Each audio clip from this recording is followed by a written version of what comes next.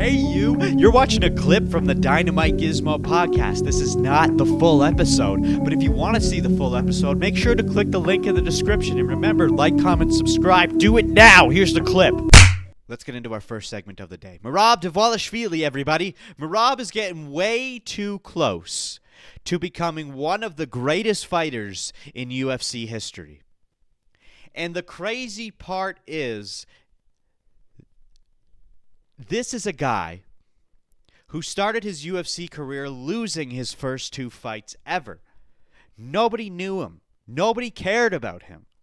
He felt like the UFC didn't even want to give him a shot at the title for the longest time. But now he's accomplished things that nobody has ever done before. He's breaking records we all thought were unbreakable. The first big one, the takedown record. Georges St-Pierre held that record forever. 90 career takedowns was Georges St-Pierre's record. The next closest was Georges St-Pierre. Is that how you say it? With 84. That record was frozen in time. People didn't even talk about it anymore because it was GSP. Who was going to beat GSP? And then Merab just came out of nowhere. He came out of the shadows, the dark, mystical shadows. He took the belt from Sean O'Malley in September of 2024 at UFC Noche inside the Sphere in Las Vegas. Absolute historical night for multiple reasons. First and only combat sports event ever inside the Sphere, and it was the beginning of the Merab era. But at that time, nobody treated it like the start of a dynasty.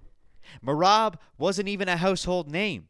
O'Malley was still the superstar that he once was, and most people honestly expected O'Malley to beat him again. And when Merab won, a lot of fans were mad that their superstar got dethroned. Then came Merab's first title defense, Umar Nurmagomedov. And again, everyone counted out Merab. This is it. This is where the division resets. He's fighting a Nurmagomedov, Khabib's cousin. How could Merab possibly win? But not only did he win, but he showed cardio we've never seen before in the UFC. I mean, we've seen it before with Merab when he fought Petr Yan and the other guys that he fought, but this night was different. This was the fight where he tied GSP's takedown record and then broke it later that same night. And he still holds that record right now. Merab will shoot takedowns non-stop. Whether they land or not, he goes for all of them. He doesn't get tired, not even a little bit. That's his superpower.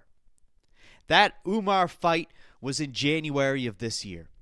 Then he rematched O'Malley in June and won again. Then he defended again in October of this year against Corey Sandhagen. And now we're here.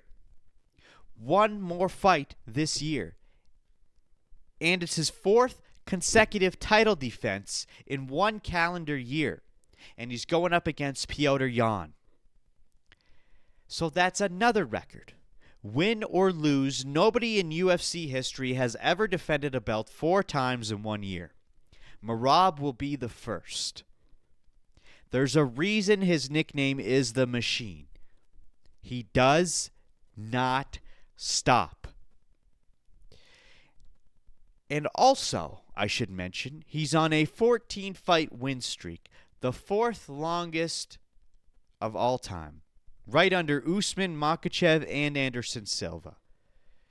And the way he wins is wild.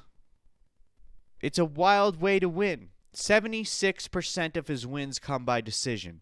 That's 16 of his 21 career wins. Normally, that would mean he's a boring fighter.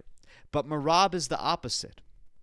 Merab is chaos. Merab is pace. He breaks the stigma completely. In the UFC, 12 of his 16 fights were decision wins. He's only received 2 fight of the night bonuses and performance of the night bonuses. But every single fight is still exciting because nobody can keep up to his pace. He's the only decision-heavy fighter who is actually a must-watch. Because he's so crazy. He's a scrambling boy. He's all over the place. And it's as if he has an oxygen tank for a lung. So here's the big question. If Petr Yan, if he beats Petr Yan for the second time, who is left? Who is left from Merab after Petr Yan? Maybe Song Yadong if he gets past O'Malley?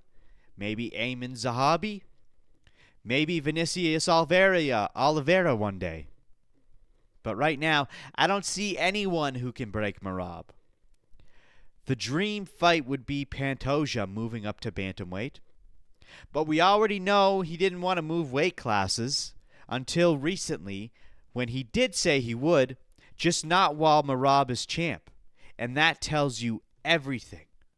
That tells you everything you need to know about Merab and how good this boy really is.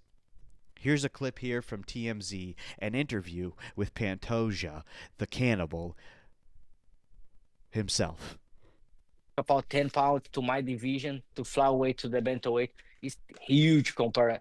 If you see the Willie Zhang versus Valentina, you can see the difference about the size, Of course, when you have Islam Makhachev go to 155 to 170, that's yes.